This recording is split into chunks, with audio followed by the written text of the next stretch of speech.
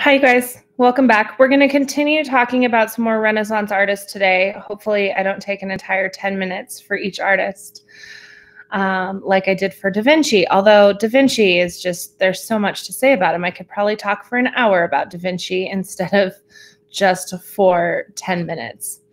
Let's talk about Raphael, though. Raphael was born in 1483, died in 1520, so he was just under 40 years old. He died pretty young. He was Italian in full. He was Raffaello Sanzio, or Raffaello Santi, and he was a master painter and architect of the High Renaissance. He is best known for his Madonnas and for his very large figure compositions that are located in the Vatican. The Vatican is like the main place that the Pope is.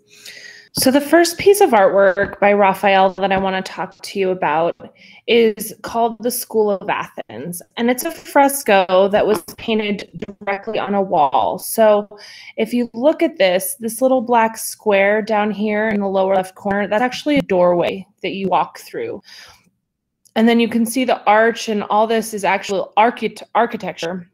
And I'll show you a different view of this that you can see later. But the School of Athens, the title refers to the philosophers from the classical world rather than any actual school of philosophy. And it shows a bunch of really famous classical philosophers that the people in the Renaissance were studying during this time.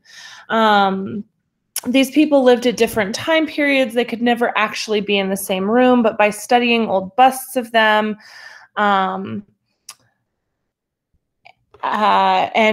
and reading books about them, he shows who they are through some iconography, which would have been widely understood at the time. Nowadays, a lot of people might not know. It's also a really excellent example of showing depth in a painting on a flat surface and the use of perspective in painting. So here is another view of it with some of the people. So we've got like Plato here, Aristotle, Socrates is over here, Hypatia, Democritus, Pythagoras. So here's just an example of all the people who you would see: Ptolemy, Raphael, etc. So here's another view so that you can just have another look at the painting, but you can see just how realistic the perspective that he painted in makes this. And then here's a view of the entire room that this is painted in. So again, we can see the School of Athens is over here on this wall, but every single inch of this entire room in St. Peter's Basilica is just covered in some sort of amazing art. The floor, the doorways, everywhere. It's just absolutely incredible. The Transfiguration is another really famous painting done by Raphael in 1520. And this was the last painting that Raphael worked on. He actually had still not completed the work by the time of his death. Although most of the main parts were done by his own hand, one of his pupils, Giulio Romano, and his assistant, Gianfrancesco Penny, would later complete this painting. The painting combines two biblical narratives. The title refers to the story of Christ, and he took 3 of his disciples up a mountain to show his true form. The act was validated by the voice of God. So the second tale that's below it, so up here at the very top, is Jesus showing his true form, and his 3 apostles are just blown away by the magnificence of Jesus Christ. Below it, we have a different scene, which is the miracle of the possessed boy, which happens right after it. So all these guys are walking down from the mountain. They run into a man who begs Christ to heal his devil-possessed son. The presentation of these stories is like above and below. So they're like at the top of the mountain, and then they come down the mountain, and then it's this other scene. This is another one of his more famous paintings, which I think is just absolutely beautiful. It's La Fornarina. He painted it in 1520. And this is one of his that was not commissioned, so nobody paid him to paint this. And it actually is a picture of a woman named Margherita Ludi, who was the artist's great love. The veil, which is usually a symbol of modesty, which it's kind of funny because it's not even covering her, is kind of sensuously presented on her upper torso. The kind of darkened landscape in the background really makes her stand out with her flawless skin and her radiant face. And she's kind of looking and smiling at him. And you can kind of, once you know that they were in love, you can kind of see the glance that they were looking between each other. All right, the next artist we're going to talk about is Michelangelo. He lived from 1475 to 1564. And Michelangelo Buonarroti was a sculptor, painter, and architect, and was widely considered to be one of the greatest artists of the Renaissance, and some people would argue one of the greatest artists of all time. His work demonstrated a blend of psychological insight, physical realism, and intensity that we hadn't seen before.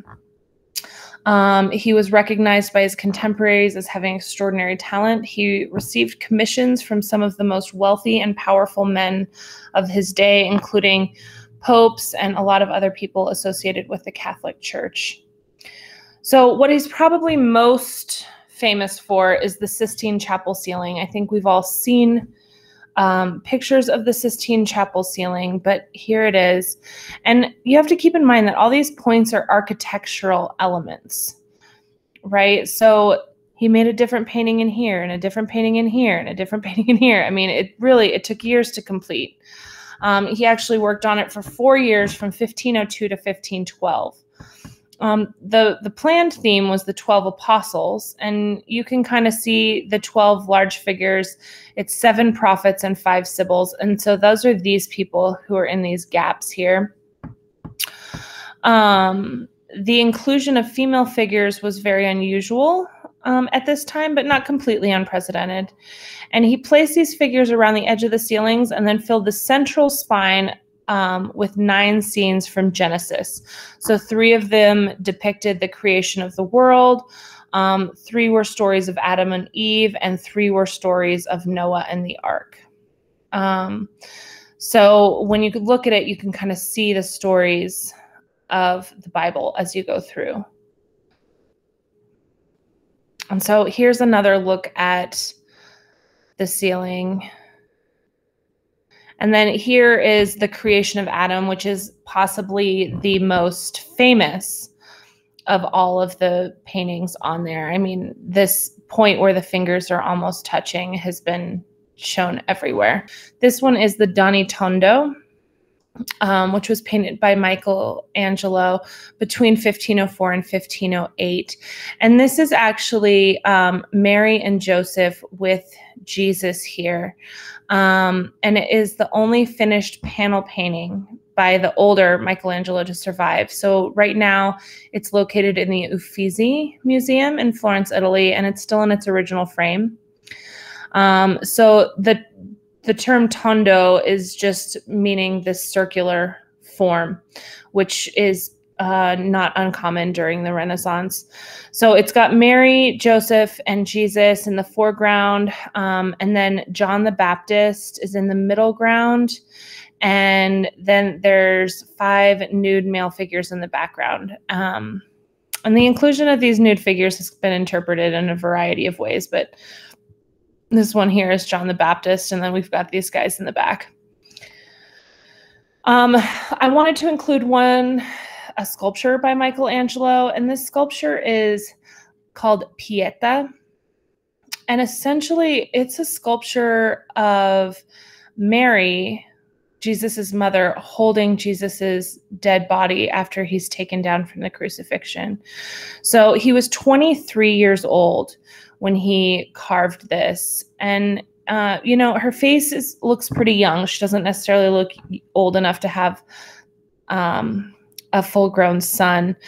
But her head leans over slightly of the lifeless body of her son lying on her lap. And, you know, one of the things that's really amazing about this sculpture is the absolute realism and perfection of research of every single muscle and vein in here. It's absolutely incredible and lifelike. So this is Pieta. by Michelangelo. The last Michelangelo piece I'm going to show you is his David, which is also extremely famous. And it's pretty much the standard of perfection of sculpture in Florence and perhaps the whole world. Usually David was portrayed after his victim. So we're, David and Goliath, the little kid with a slingshot taking down the big giant.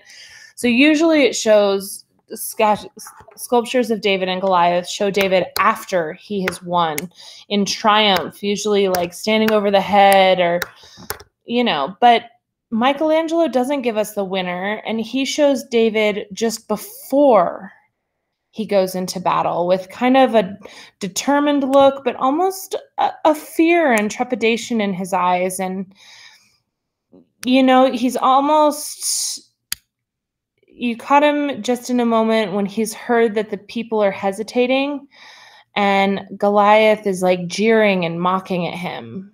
So here's the entire sculpture of David, which I'm sure you recognize. And we're going to end here because that's been just over 10 minutes.